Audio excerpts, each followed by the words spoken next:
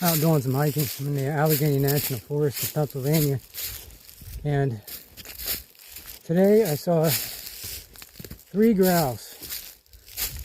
Now that's really not that many, but that's 3 more than I've seen in years past. I remember back in the day, back in the 90s and, into the 2010s, grouse are everywhere in Pennsylvania. It's their state bird. But they were really, really on the decline.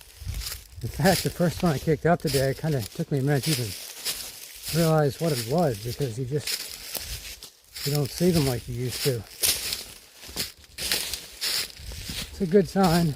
Maybe the population will bounce back. Personally, I wish they would have suspended the hunting season on them for a few years anyhow. I think it was West Nile virus is what was causing the decline.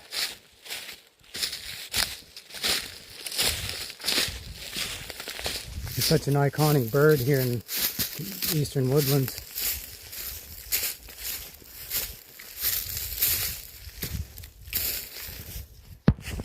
And back in the day, I used to hunt. I don't hunt anymore, but I used to be really big in small game hunting when I was a teenager and into most of my 20s.